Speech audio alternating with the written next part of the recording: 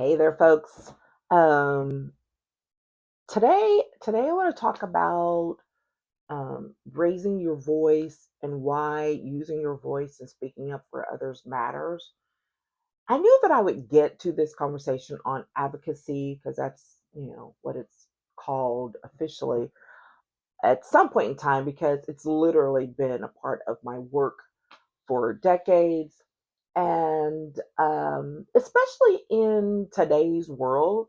And I'll tell you in a second, there's a couple of triggers for this topic really coming to a head e- each and every day right now in real time and in so many ways. So some of this is taken a different path than I originally thought, but still so worth it. And so much so that I realized that there's probably going to be like a couple of other videos related to this particular theme and string of conversation on advocacy till I get it all out.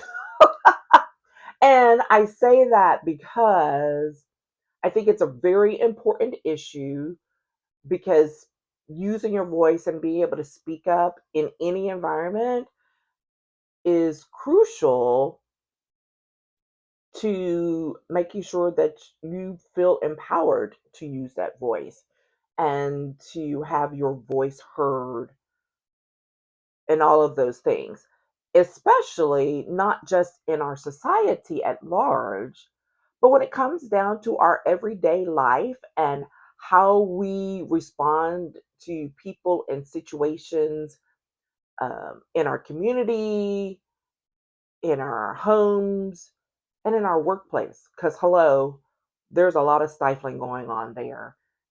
Been there, done that. Again, the reason why there's going to have to be multiple videos on this topic. So, that said, before I jump in, my name is Patricia. I'm here to share thoughts and conversations with you about all things leadership, empowerment, and advocacy, wellness, and health, and building relationships that really matter, and doing so authentically. And all of this makes perfect sense for me in my world. And I hope that it ends up providing some direction for others along the way. And being able to speak more openly in this forum, a little bit less structured, even though I do have notes today because there was a lot. And so I needed to be able to make sure that I stayed on some type of path. So, so today, again, talking about um, raising your voice for others and why it matters.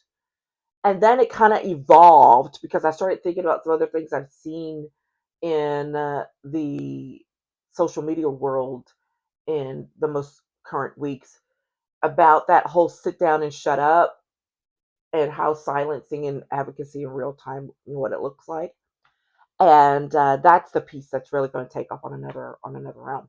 So, what instigated this particular conversation was in the midst of all that's going on in the U.S. At this time. So we're early February, um, 2026 right now. But the issues and the concerns are timeless, right? And the things that we're going to talk about are timeless. So, in the midst of all these things are going on, and there are protests in Minnesota that have been going on now for weeks. For weeks. And it has been fascinating to watch on so many levels from a human interest perspective, but for myself as a lawyer and one who has engaged in advocacy for particular causes, both paid and unpaid, this takes things to a whole other level, right? So there's so many things, but the what really brought it home for me was coming across a couple of these videos where the people are singing. One of them is them singing this little ditty, this little bop. I can't even remember what it is, but they were singing it, and I was like, "Oh my gosh, like that's addictive." But it's really getting to the heart of, hey, you can come in, you can change your mind, and we'll welcome you in and come along. Another one, where they were practicing the songs in a local church. And then yet another video where I saw that they were protesting again just with song outside of a hotel where the law enforcement folks who was bringing about so much of this chaos and destruction where they were staying. And the real thing about this, and there was a term, and forgive me, I did not pull it up again because I got so lost in this, was, but I think it was something like, but talking about the songs of resistance and how it had been developed in another culture and how that's what they adopted and pursuing it. And I was like, oh my gosh. And it was just so powerful to be able to do it in this way, literally using their voices musically in a way to support and speak out against something that they observed as being as wrongdoing and on behalf of others who could not lift their voices in this moment. And so that's what started all this. And the reminder is that they saw something that disturbed them to the point like they couldn't not say anything, right? So they're having to take some action on it.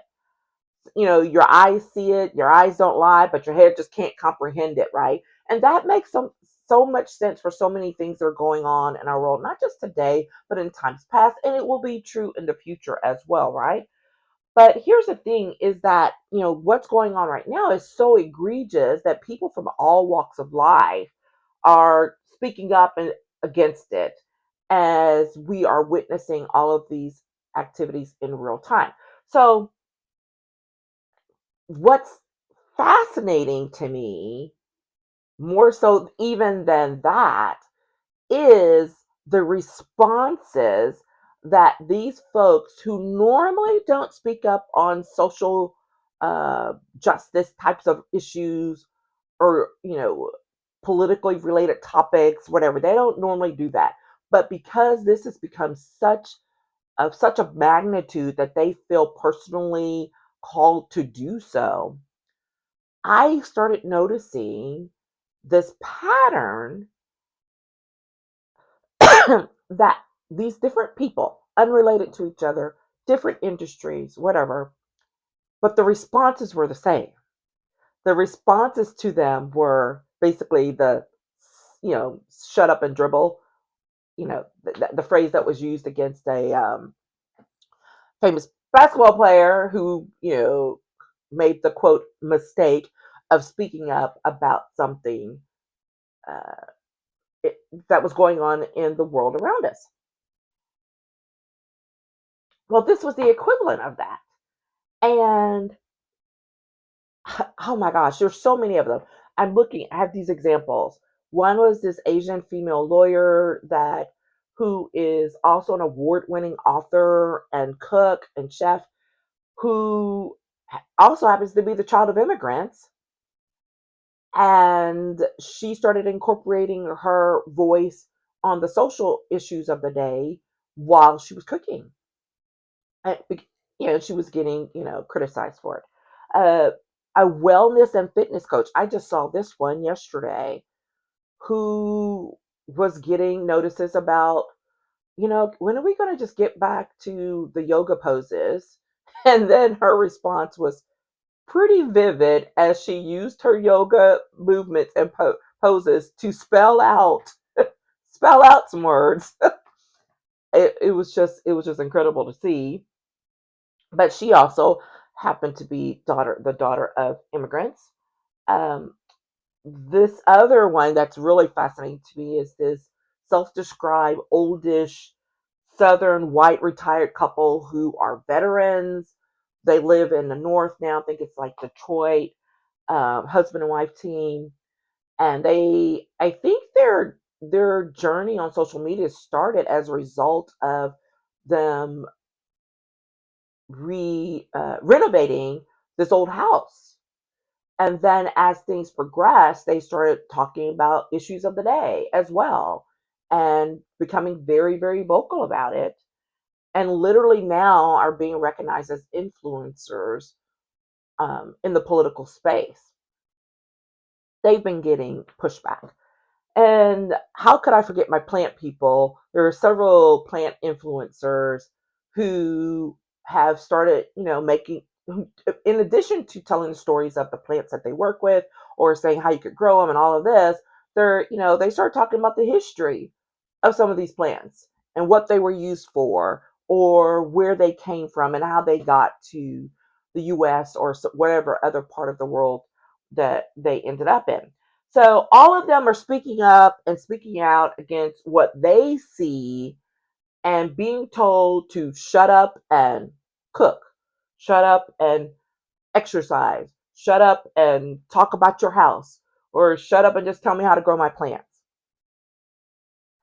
And that just all came together for me with this topic about advocacy because it's the willingness of the folks who are telling someone to be quiet. I don't want to hear your voice on that topic. I want to hear it on the one that I'm used to hearing you talk about. It's their willingness not to engage in recognizing another human being's feelings or insights and of their inability to utilize critical thinking in this moment and in this time. What do I mean? So, is it hard to absorb everything that's going on right now in this world? Absolutely. It's not the first time, it won't be the last, unfortunately. But that does not give folks the right to dismiss how someone else uses their voice because it makes you uncomfortable or because you disagree. Now, people will say, oh, well, people on this end and that end. Absolutely. I'm not talking about folks on opposite ends of political spectrums or whatever, right? We've seen that happen. That's not new. But we're talking about what folks would call everyday people who are starting to utilize their voice on their platforms professionally, personally, to uh, acknowledge what they are seeing and letting other people know, like, yeah, no, we really are seeing this in real time. And here's how I feel about that. And as a result, folks are like, wait, that's not what's supposed to be going on here. You shouldn't be talking about all of that. And something that I've always said is, you know, we're not flat Stanleys. I say this all the time when I would do my coaching and training because people want us to just stay in one world or the other and not join the two. So if your professional world and your personal world. Now, are we wanting to lay all our business out on the street and all that? No, that's not what I'm talking about. But it's literally this false compartmentalization that has gone on forever that people are trying to get back to that was completely disrupted uh, by COVID in 2020, mind you, right?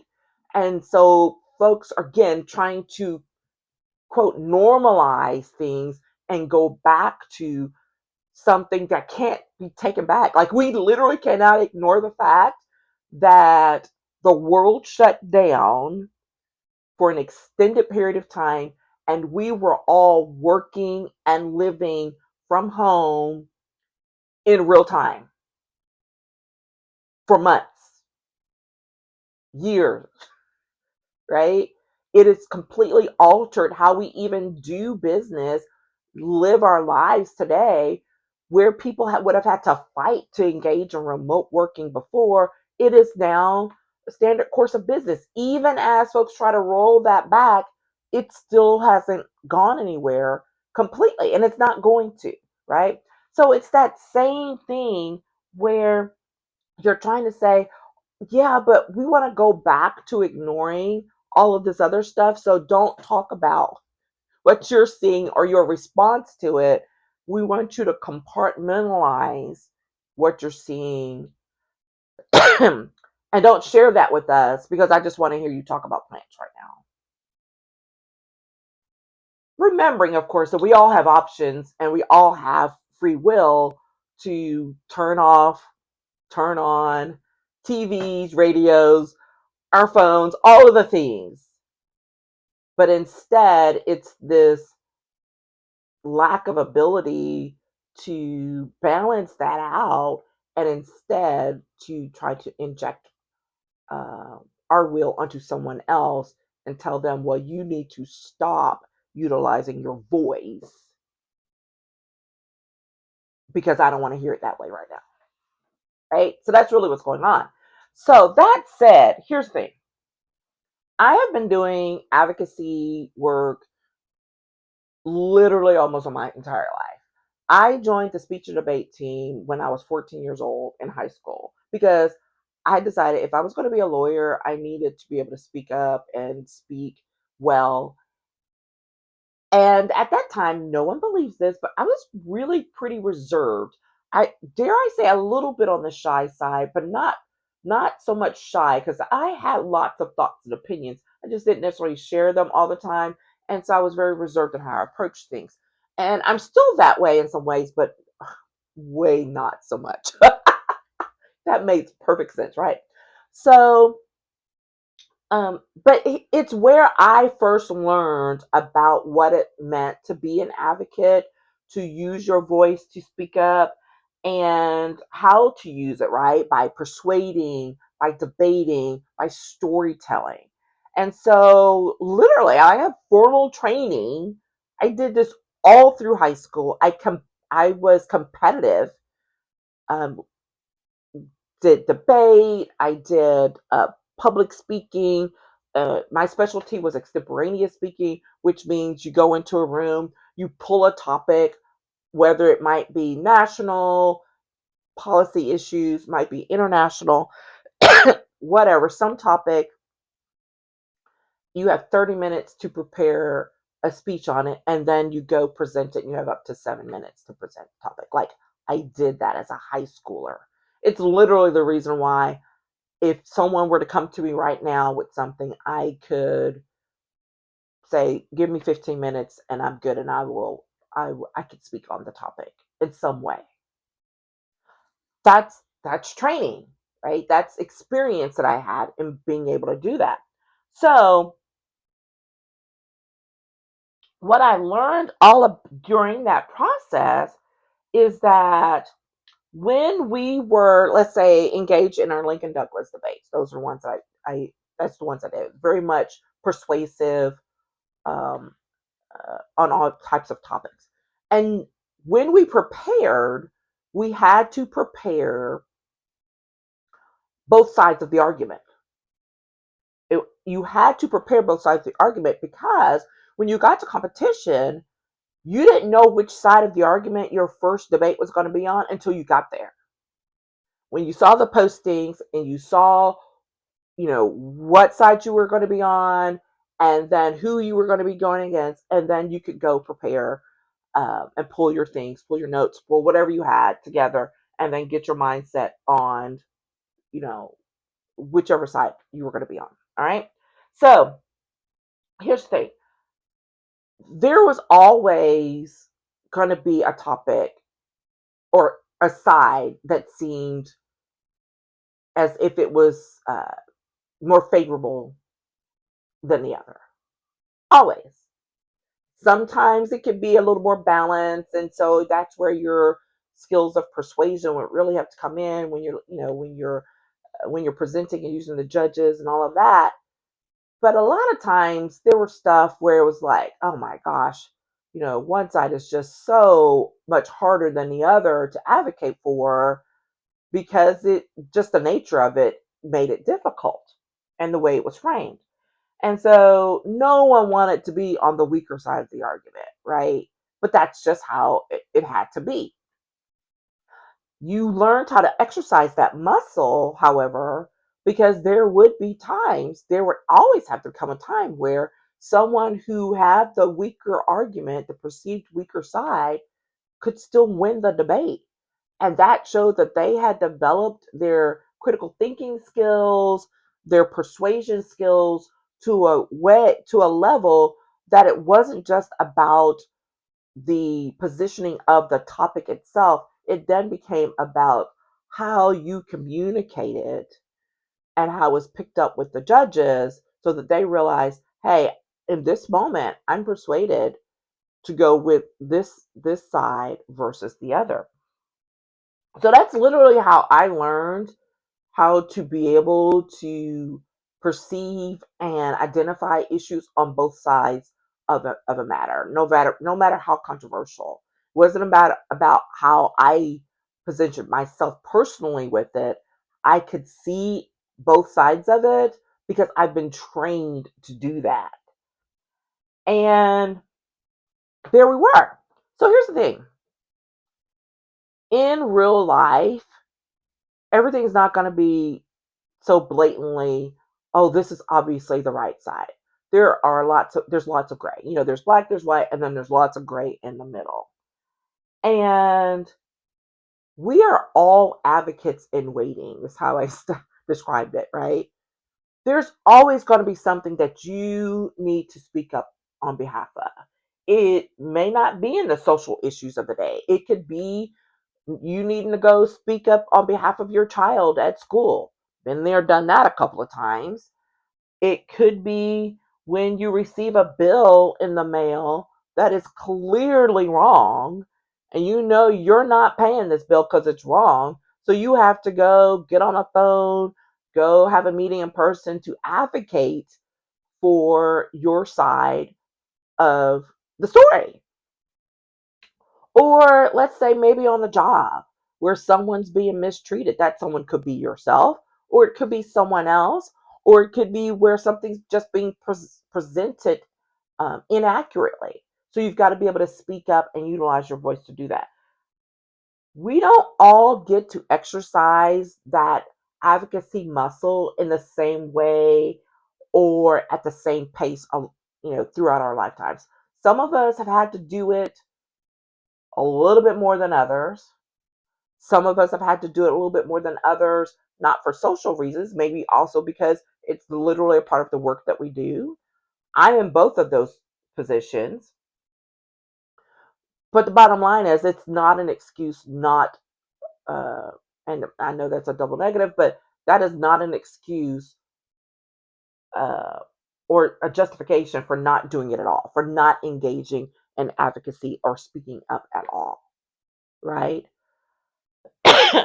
So, a couple of things that I wrote down that, you know, it's okay, when speaking up seems scary or it seems challenging or repulsive because, you know, it induces fear or something, whatever. A couple of points I wrote down. So the first one is, it's okay to be scared. It literally is okay to be scared. It is okay to be uncertain. We do not all respond in the same way when faced with a challenging issue. We just don't. Sometimes some of us need more time to process than others. Some of us don't actually have a thought or maybe haven't given thought to a particular position or an issue, and you're feeling forced into a corner to do it, right? Perfectly natural. No one questions that. It's okay.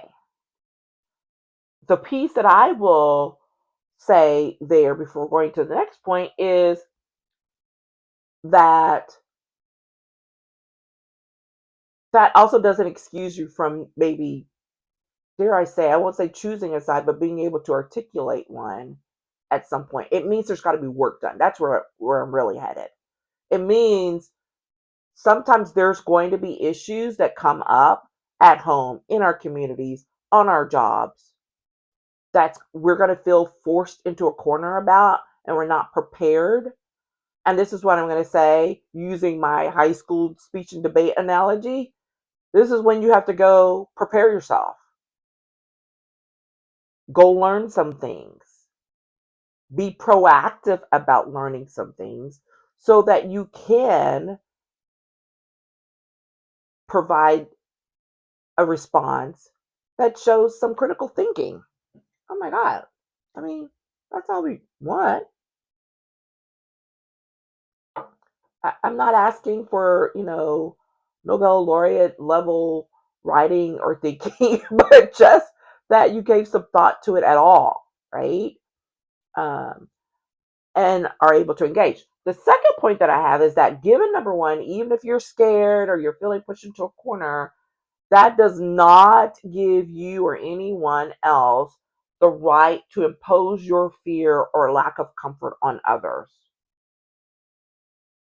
and to belittle them, make them feel small or insignificant because you're the one really being scared, right? So what happens is people turn into bullies because they're scared. They don't have an answer, or they don't like the answer that they think that they maybe should give. Then they become bullies and attack people, and that's not cool. Um, and that's such an understatement about that not being cool. But it also weakens your own stance when you need to become an advocate later in some situation, because it's going to happen. It's going to happen for all of us. If you haven't experienced it already, just bide your time. It's going to happen. And this is something that I've always taught my kids, because would it be easy for me to just go up, to the school or whatever place where they're having an issue and just go handle it for them? Sure. And that is so not helping them to exercise their advocacy muscle. They've got to develop it for themselves. Now, at the time, they were younger, they were school, there were certain things that they didn't feel comfortable with or approaching a teacher, a coach, a instructor, a director about, that I could perhaps probably voice more eloquently, more efficiently, but that does not mean that they shouldn't try. So I was pretty hard, not surprisingly, on my kids on being able to speak up. So when they would come with a problem, I'd be like, okay, but have you done this? Have you asked this question? Have you presented your information on why this should be, or why what they're saying is not correct? And I would help walk them through that behind the scenes long before I would get involved. If I got involved immediately, that meant that the situation had gotten so out of hand so quickly that I recognized I needed to step in immediately to be an advocate for my child in order to rectify whatever the situation was. Okay? So I use that because that's most often the case when someone has to speak up. It's because of a family member, their children. When at the workplace, it can be really hard to do that, right? And there are ways to handle and do the same thing. You may have to, may be forced or feel like you have to be a little, massage things a little bit better. And that may be true, but it doesn't mean you don't say anything at all. It doesn't mean that you just blow off someone's observation or comment and belittle them because you don't have an answer or you don't have a response prepared.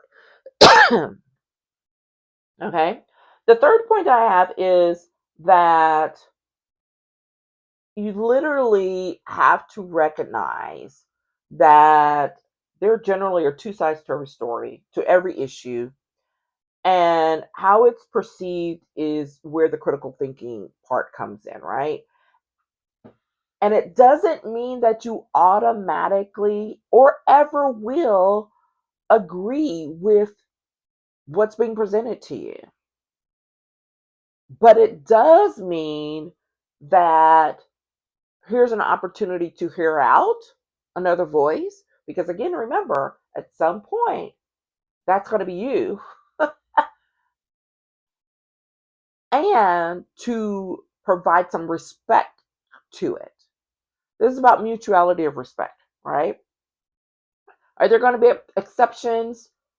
Sure, to some degree, because there's always that fine line. And I say that it probably comes up in terms of issues or questions regarding serious matters of concern that involve morality. Um, I don't even say the law, because yeah, allegedly the law is black and white, but it's broken all the time, right? So a lot of times it's the spirit of the law or the morality behind an issue that brings things to a head and um, causes the most angst, in any society. So just remember that there's two sides to most issues. You don't necessarily have to agree with the other side, but you should probably listen to it. Because if nothing else, maybe it helps inform you to better articulate where you're coming from as an advocate today and in the future, right? These are this learning how to exercise that muscle helps you not just in the moment, but for the future. And I definitely can say that is true because, oh my gosh, the situations that I have faced down through the years and had to speak up for myself or others in ways that I never could have imagined. Just never could have imagined. Never could have imagined. Um, my fourth point is that sometimes you have to agree to disagree, right?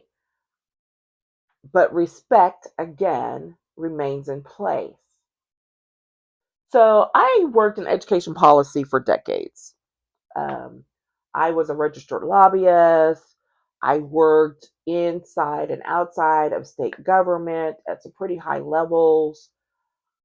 And it was literally my job when I was working in the legislature to convince legislators and policymakers to agree to my employers, my bosses, whatever it was, to get them to agree to the preferred stance on an issue, right? That was my job. And it was also my job to train people how to be a better and stronger advocate, how to speak up. Because there were folks who were not trained in this. My first job out of law school, I worked for a teachers association, and there was some fantastic experience that I gained there. And one of those things was me training school employees, teachers, uh, aides, all types of folks, how to put together their arguments for or against certain education policies that were uh, before the legislature, but how for them how helping them how to do it, helping to tell them how to do it in a way that was true to them, right? That was authentic to them, because that's what they wanted to hear. They didn't want to hear Patricia the paid lobbyist. I mean, we were literally told that sometimes. They wanted to hear from actual people in the field, educators in the field, and how it affected them in their classroom, in their profession, whatever. So,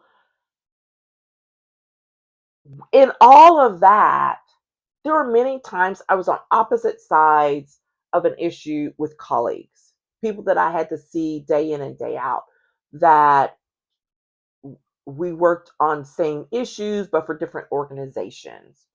I was inside a governmental entity, they were outside, and I was the receptor of these types of uh, being on both sides of an issue and having to decide what to present to my boss. So I had this experience, 360 degrees. And The thing that I always loved about it back in the day, because I don't think that is true today, was we could be on opposite sides of an issue, fuss and fight and all of that, and then have a conversation about, like, okay, where we're going to dinner tonight. I mean, like, it's true. We would do that. Those moments when collegiality diminished, however, came as a result of when truth telling, or telling their version of the truth, not lying, but when, how the perception was, became a manipulation tool, or again, outright lies, and when, for personal gain. And so when that happened, and I still to this day have a couple of very specific situations where I remember that, because that, you know, I rarely burned bridges with people, and there are a couple of times where I did because of this very thing, right? And because it meant the trust was broken. Once you did that, you break the trust that's perhaps never to be regained. So, what does this mean when you're ready to come out and speak up for or against a topic, to be an advocate for someone or something else in the future? That trust is gone. If you have to go back to the same group, to the same people in some way, that trust is gone. And unless you have done the work to regain it, you can't. That means you got to find another way to be heard. Your voice has been shut down as a result of that. And that's not where any of us want to be. You want to be able to know that at any point in the future, your voice is still going to be heard. Not that it's going to be agreed with, because it's not necessarily the case, but at least that it will be heard and not shut down automatically because someone is scared, or they're so close minded and not engaged in critical thinking that they're not going to hear what you have to say to begin with. All right. So, the other thing that I want to remind people is, advocating for what you believe in is rarely lived in the extremes. Rarely. On one extreme or the other extreme. Most of the time, it's in the middle. Like I said, the messy gray area is where most of us live for most of the issues that we're faced with. Because living at the extremes is exhausting, y'all. Who has the energy to stay there all the time, right? Rarely does anyone have the energy to stay at the extremes. Come to the middle, have some conversations, agree, disagree, but again, having your voice heard is what the main point is. Um, in the middle is where there's commonality, right? Not agreement. I didn't say agreement, but commonality, where